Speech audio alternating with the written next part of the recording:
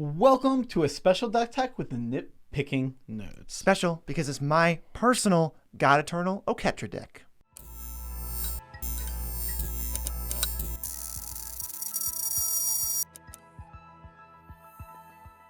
I'm your host, Joe Cherries. I'm your host, Beezy, and that makes us the Nitpicking Nerds. You like deck techs, countdowns, tier lists, powerful stuff, cards, EDH, you need to subscribe to this channel. And besides, you want to be subscribed to this channel because our subscribers are 10% more eternal. Disclaimer guy here. The Nitpicking Nerds just kind of say things here. They don't even look up definitions, they just say stuff. Certainly sounds good to me, Joe. Doesn't sound bad. Absolutely. So the idea for this deck, God-Eternal Oketra, came about. I really wanted to make a mono white deck because mono white gets pooped on by literally everyone who has any influence over commander players. They're all just like, mono white's terrible, and it is the worst color in EDH by a lot. Yeah, by a long shot, but this is an interesting deck. It does some interesting things. So if we just start by reading God-Eternal Oketra, we can see what she does that makes it so interesting. 3 white for a legendary zombie god. 3/6 with double strike. Whenever you cast a creature spell, you create a 4/4 black zombie token with vigilance, and if she would die or put into exile, you can instead put her third from the top of your library.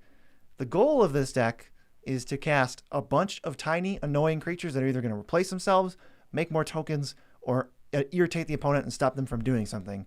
And once I have a bunch of 4/4s, like that's enough power to just get the old attacks win. But obviously, there's a ton of critical mass over the top stuff to just completely steal away the game. And I think the main goal of this deck is to try to see if I can mitigate mono white, like make this not feel as much like a stupid mono white deck. You said the main goal of the deck, describe something, and then said the main goal of the deck and describe something else. The main philosophy, how about that? The philosophical goal, the reason for the deck's inception. Okay, so the first category, we actually have categories today. I know we haven't done deck tech, I feel like, in forever. It has been so long. Yeah. First category is cheap creatures. These are creatures that you play early, you play them often, you play them when you have Oketra. Sometimes you just play them to get your board state going, but their intention is to make a zombie for like 1 mana. So you pay like 1 mana for a 1/1, and on top of that, you get a 4/4 zombie with vigilance. Right. You can't 1-for-1 any creature in this deck. God-Eternal Oketra is going on top, and then I'll draw it again, and everything else is 2 bodies. It kind of reminds me of Soul Separator, where that thing makes a big zombie and the creature with the abilities. So it's like, which one do you want to interact with? Because the 4/4s are pretty annoying. We have Thraben Inspector, enters, makes it close. It replaces itself, it's a body, and then with Oketra, it will make a body. It's good late, it's good early. Thraben Inspector is one of my favorite Magic cards. Next is a Stoneforge Mystic. This is 1 in the white for a 1/2, enters the battlefield, searches for an equipment. You can tap it and pay 1 in the white to put an equipment from your hand to the battlefield. This is used in a lot of cool ways in this deck. Mostly, you get Skull Clamp, but you got some swords in here, stuff like that. Oh, my favorite equipment is Sword of Fire and Ice. I'm buying one for this deck, so it's going to be in the deck list. I'll take something out for it. But Sword of the Fire and Ice with Oketra is just insane. You deal 10 damage, and then 4 more damage, and then draw 2 cards. I was going to say, I was weird. I didn't know what you meant by 10 damage. I was thinking of the sword triggers. I'm like, no. Dang, she has a quintuple strike? Quintuple, basically. Yeah, that the swords, depending on your meta or which ones you like or which ones you can afford, I would play at least 1 in here. But Stoneforge, we'll talk about why Skull Clamp is so good later. Salvage Scout is a weird one. It's 1 mana, 1/1. Pay white and sack it. Return an artifact from your graveyard to your hand. This returns Skull Clamp. It does return Skull Clamp. I will talk about some of that later, but the main thing this does is it replaces itself. It can't really die to removal or get swept up in a board wipe because it's just 1 mana and it'll die and get you an artifact back. So you crack a Mind Stone, one of your mana rocks dies, one of your artifact creatures dies. You crack a Burnished Heart. Just in it, value, and the fact that this thing costs 1 mana is relevant, which we'll see when we get to the next couple creatures. The next 2 are very similar. We have Mother of Runes and Giver of Runes. Mother of Runes is a 1/1 that can give any creature protection from a color, and Giver of Runes is a 1/2 that can give other creatures protection from any color or colorless.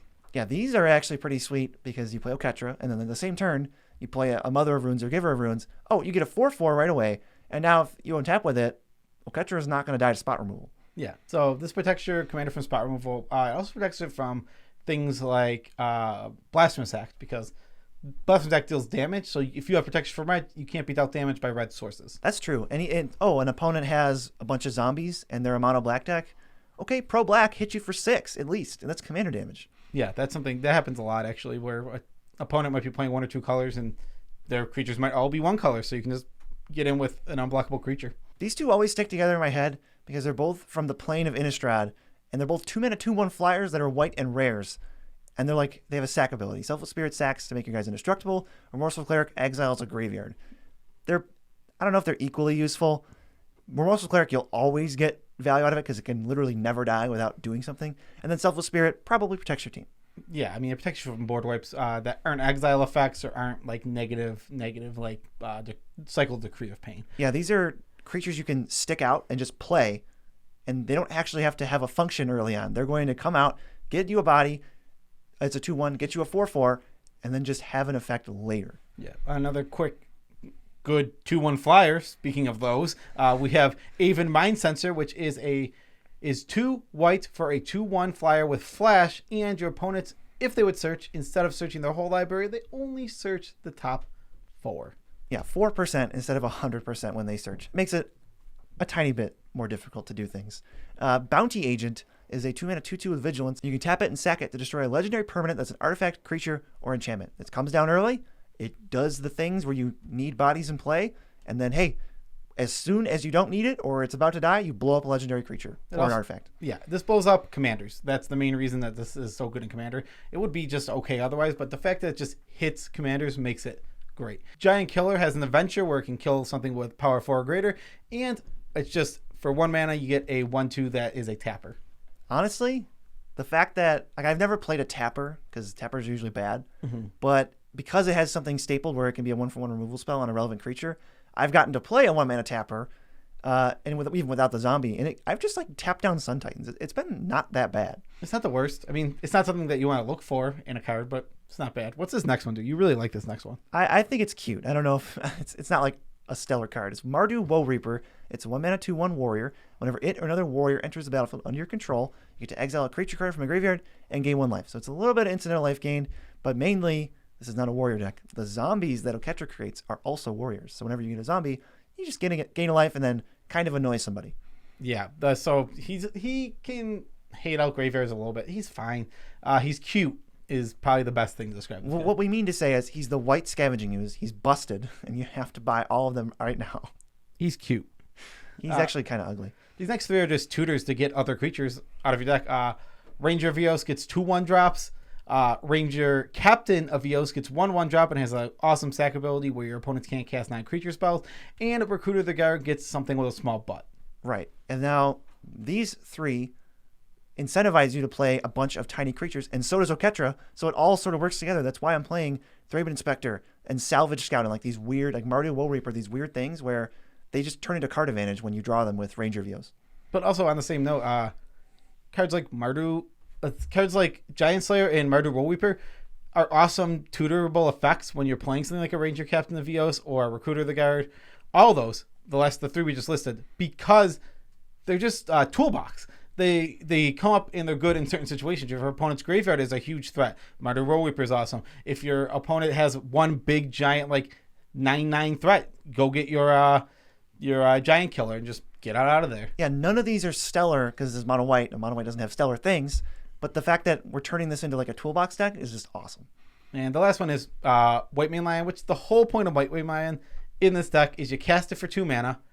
You get a zombie. It enters the battlefield. Trigger, and you bounce it back to your own hand, and so every 2 mana turns into a 4/4 zombie. Yeah, I've won games where I just ramped into Oketra, and then the only spell I cast after that was White Mane Lion, and I just kill people one by one because I just, here's 40 power, really over 2 turns, just smash into you. Yeah, it can just run away with the game if not answered, or if like I said, every pair of mana you have results in a 4/4 zombie For 0 cards. Yes, just mana. Yes, pretty strong.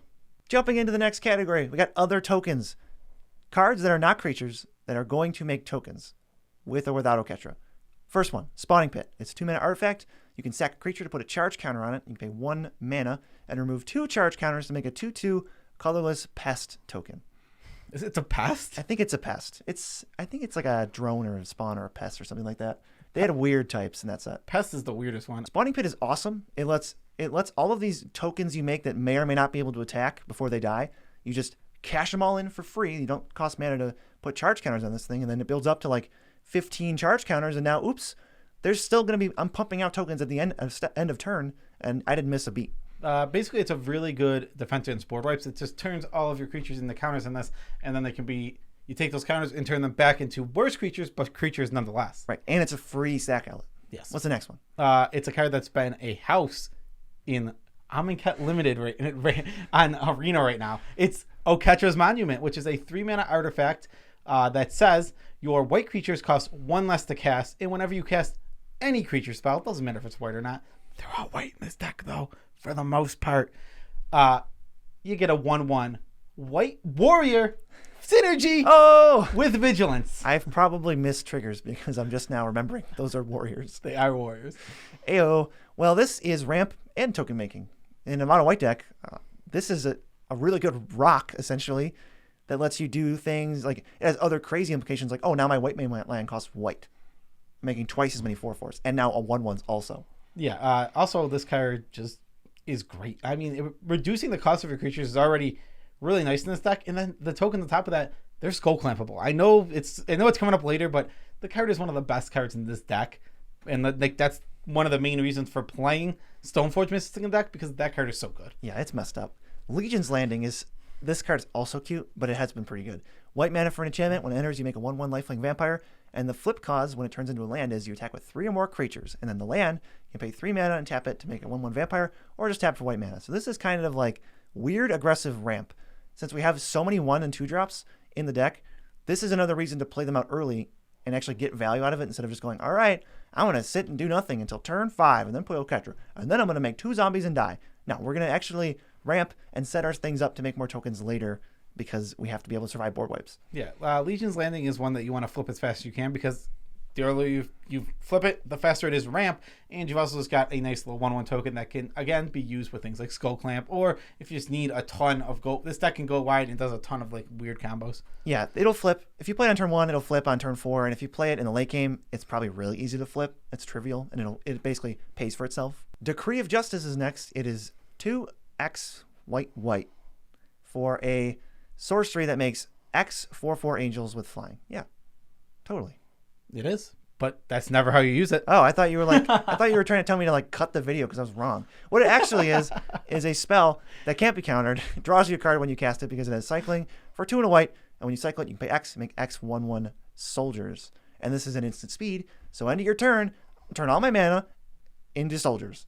Yeah, you never I don't think I've seen this cast for its sorcery. It's horrible because its cycling is so good. It draws a card for it's a good spell that on top of that draws a card too. Yeah, your spell can't be countered because it's a cycling ability and I'm drawing a card and just amassing this army of dudes. And the next one, this is like my favorite card in the deck because I think it's good in mono white / Boros, and I don't hear anybody talking about it. So this is going to be our like underrated clickbaity thing of the video.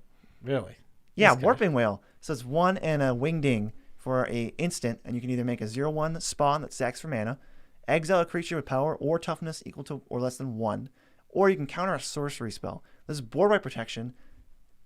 Terrible token maker / emergency blocker, or just like a spot removal spell on a utility creature. It's fine. I don't know. I've never seen this card it's a card that has a high ceiling because it can counter something that's really good, but its floor is really low where it's just like make a 1/1 Scion. Like that's a low floor. I don't think it's as bad as you're saying. This card has been pretty freaking good whenever I draw it.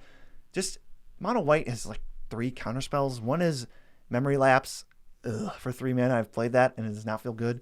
The other one is Mana Tithe, which is unplayable garbage in Commander. And then this one is definitely playable. You just need the colorless lands. That is so trivial in monocolor. I would be doing that anyway with or without this card. So I think it's like a slam dunk. Yeah, that's reasonable. And the last one in this category is Field of the Dead. We've talked about Field of the Dead in this channel a lot.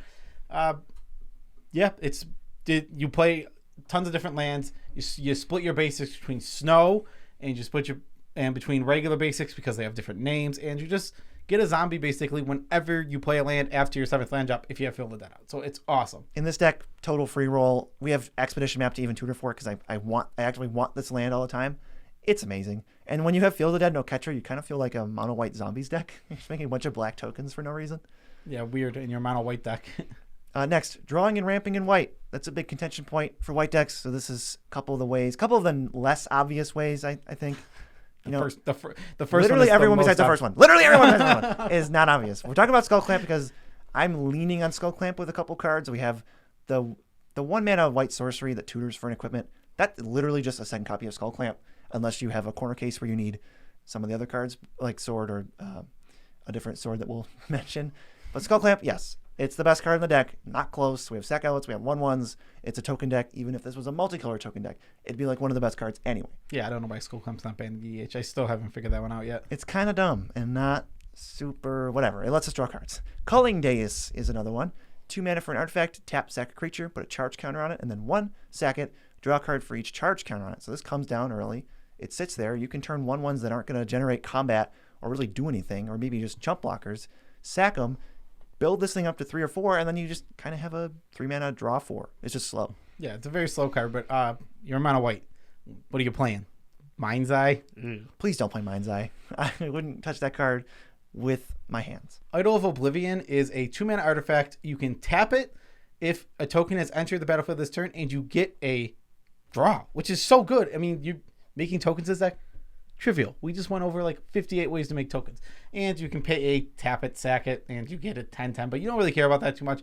We're for the card draw. That's a nice out where maybe if a token, like 1 in 100 chance that end step you have 8 mana and a 10/10 is relevant, sure. It's just, I believe it's gravy. If we had a gravy boat, we would pour it like it was full of gravy. Yeah, it's so far back there, though. Can't quite reach the gravy boat, but it is pure and utter gravy that it does that. Phyrexian Arena is not very good. We're in mono white. So this is basically 2 mana Phyrexian Arena, except you get the card right away, which I value a little bit more. Yeah, you get the card right away, and also, I mean, the thing about a Phyrexian Arena is when it comes down late game, it doesn't draw you a card right away. This card can, as long as you can have a token into the battlefield, which we said is pretty trivial in this deck. Yeah, I think in a token deck, this card is just, I mean, I'm never playing Phyrexian Arena ever. And I'm not playing this outside of a token deck, so the comparison ends. Pearl Medallion. All your white spells cost 1 less. This card's amazing. Yep, that's simple. I mean, the Medallion cycle is very good. You want it in all your monocolored decks. That's as easy as it goes, other than maybe mono green. Sword of the Animus is a 2 mana equipment, and it costs 2 to equip. When the equipped creature attacks, you search your library for a basic land, put it onto the battlefield tapped, then you shuffle your library. That's the important part. And it's an equipment. So if you need to ramp, this is an equipment-based thing when you play your Stoneforge or your 1 white sorcery, whose name is escaping me, that's on screen. To search for an equipment, you can say, oh, I need sword. I'll get Sword of the Animist. Is this a Garda's Aid? No. What is it? Steel Shaper's Gift. We got there. Steel Shaper's Gift can find this. Yeah, Expedition map, we already mentioned it. Tutors up Ancient Tomb, Nykthos, or Field of the Dead, and basically nothing else. Those cards are all amazing. It's worth having a second copy, or in mono white also. Did I mention that? No, you haven't mentioned it. We're mono white. We need second copies of our good cards. The Mana Compass is if we have 7 or more land, they'll flip over into a nice Maze of Ith, or you can just pay 3 and get a land if you're going to miss a land drop. Yeah, and the obvious ones that we're not reading, Solemn Simulacrum, Burnished Heart, Knight of the White Orchid, kind of no-brainers in Commander for mono white, so they're here. Card that's going to be in this deck after Commander Legends, that new white card. Keeper of the Accord. Oh, that card's amazing. That card's really good for mono white. It's so good. And another way to like ramp and get stuff back, Simmons Reclamation is 2 and a white to get back a permanent with converted mana cost 3 or less from the graveyard to the battlefield, and then it flashes back for 4 and a white, but you copy the spell, so you get this twice. It would have been good if it just had flashback, because I think this card is like super underrated. I don't know if there's a number of people who could play this that would make it not underrated. I love this card. It is ramp and recursion in white. It's like a cultivate that you can flash back. It ramps into itself if you have a fetch land, or you can go turn 3, play this, turn 4, flash it back, get 2 fetch lands potentially, and just go crazy. That doesn't make any sense what you said. What do you mean? If everybody plays this card, it can't be underrated. Yeah, I'm emphasizing how much I love it. I'll always say it's underrated because I love Simmons Reclamation. All right, so last category, we're moving into winning the game. First, this deck kind of wins either through combat if your opponents are not prepared, or you bamboozle them out of enough board wipes. But the main thing is critical mass. So all of these cards kind of add up to so many different combos that I'm not going to list too many individual ones, but just know that sack outlets plus creatures over and over and over is going to win you the game. Yeah, exactly. So the main sack outlets that are going to like win us the game: Phyrexian Altar, going to make us lots of colored mana. Ashnod's Altar, going to make us lots of colorless mana. And Altar Dementia, we can go infinite and make infinite creatures, and we can just mill people out. We can mill everybody out with this deck. Yeah, I've milled people out a lot because you just go and you take these turns that just they don't end in infinite combos, but they end with you with a hilarious amount of power in play, and you just turn it all into mill. Yeah, exactly. Cloudstone Curio, basically if you have 2 1-drops, every white mana now is literally just a 4/4 zombie, and any ETBs you might have on those type of creatures or ETBs on the field that might be triggered by this, you can just get so much crazy stuff with it. Oketra plus 1-drops mean, and a sack out that gets mana, means the 1-drops are free. So if you can start looping them, you get infinite of the zombies or the death or the enters or whatever you need. Yeah, there's so many combos in this deck. What's the next one? Eldrazi Displacer. Oh, do you have a lot of colorless mana on your hands? Well, it's a 3/3 for 3 that can pay 2 and a colorless to bounce or to flicker a creature. Yeah, it's simple. I mean, again, we have tons of mana that we can make with our Phyrexian Altar, with our Ashnod's Altar. We need Ashnod's Altar for this one, but... well, to go infinite you do, but this deck can activate it like 4 or 5 times just from, let's say I get, colored mana for my creatures, but I have like 4 or 5 colorless lands. I'll just keep activating it. Yeah, Eldrazi Displacer is pretty freaking strong in this deck. There's a lot of cool ETBs all over the place, like... I don't know, Karmic Guide. That's a pretty good one. Karmic Guide plus Revlark is an infinite loop. We know this. With a free sack outlet, they loop infinitely, which means if you have a death trigger, you can just end the game. If you have another creature that Revlark can get back with Karmic Guide, that is winning the game. That wins the game. This is a combo. We've talked about it a ton on this channel because it's just such a good combo. It's so easy and such a free roll in the decks that want to play it. This deck these are literally like curve toppers in this deck. This deck goes really low, and this just lets you, all right, we're in the late game, time to get all my dudes back. I'm never going to not get 2 things back with Revlark, even if it's like turn 5. There's just things that are going to die, and they go infinite with Alter Dimensions. That's like an immediate win. Oh, yeah. If you're going off, I will say with Alter Dimension, there's always you can't mill everybody because of Eldrazi. First of all, I don't even think that's, like, if I mill everybody, more often than not, that's a win condition. But just in case, for those people out there who always say that, we got Mardu Woe Reaper, and we can instant speed get it into play with the Karmic Guide Revlark loop, so it doesn't matter. That's true. Yeah, as long as you have a way to get it out of your deck, which we have a lot of ways to do that. Howled Spearkeeper is just a sweet card. It's a 3-mana 3/2, but when it dies, you get 1/1 flying spirits equal to the number of creatures in your graveyard. This can make a ton of spirits. Oh, you're trying to make mana with the altars? This is just cheating, because if you have Ashnod's Altar, you sack it. All right, there's 2 mana. Oh, but now I get 13 creatures. There's 26 more mana. Did you want to do anything? Because you got to dump your hand now. It's going to be trivial. Yeah, exactly. Yeah, but this deck, as long as you have a way to draw cards, which we're going to look for Skull Clamp to do that, because and how do you lose when you make a Howl Spearkeeper and like make half of them into mana and the other half into draw? Right, and the other half into 2 cards each. You're going to win, hands down. Yeah, and the last one is Alice Norn. Alice Norn's great. There's not even much to talk about there. She gives all your creatures a buff, and debuffs all of your opponent's creatures. Simple stuff. Makes for huge combat. Last card I'm going to mention again for a second time, Ranger Captain of Eos. This card has won me several games now because of the second ability that just stops someone from playing a board wipe. If I can recur this, someone is not going to play a board wipe for the rest of the game unless you got one on your upkeep. Because if it's a 1v1 situation, all I got to do is have Oketra, a couple rinky-dink creatures, and like 3 zombies, and you're done. Good old rinky-dinks. Yeah, you just can't wipe my board or play non-creature spells. It doesn't matter what it even is. Yeah, so this was Beezy's personal Oketra, God-Eternal, Eternal God, Oketra deck. This deck is so much fun. I encourage anyone to try out a mono white deck. Dip your toes in. This is one of the better commanders. Oh, I mean, I'm planning on building a mono white deck. Yeah, what are you talking? Oh, don't do that, guys. Also, we're going to be doing my mono white deck in like 2 months. Jeez. We go to the shout outs now. Special shout outs to all of our patrons. We love you all as much as we can without making you uncomfortable. You guys are great. You guys are awesome. You really make this channel keep it kicking like a little baby or something. Lifeblood of the channel. You can also go to the description where we have a TCG player link. That is my deck list. You know what? If you trust me as a deck builder, just order the whole deck. But if you don't want to do that, you can buy any amount of cards or any amount of product from the link, and we get a kickback on the order. It really helps out the channel. It helps us grow. Yes, it helps us a poop ton. And last of all, at 10 a.m. Eastern Standard Time and Saturday nights usually, I stream Magic the Gathering Arena, and I also play some other miscellaneous games. Awesome. Check us out. But if not, now we're going to tell you something about our lives. I don't know. I didn't have anything. I think it's your turn. I don't have anything. Because my last tidbit was talking about, I don't remember what I was talking about, but it was very captivating. I don't remember. I don't know. I talked about how that looks like a hat. That's what I did. Yeah, that's what you said. And then I said something else. I don't know if we have a tidbit. Maybe we should give them a challenge or something instead. The challenge is to comment below. Share this with one friend. If you're really serious about us growing the channel, share this with one person. Peace out, Tribe Scout.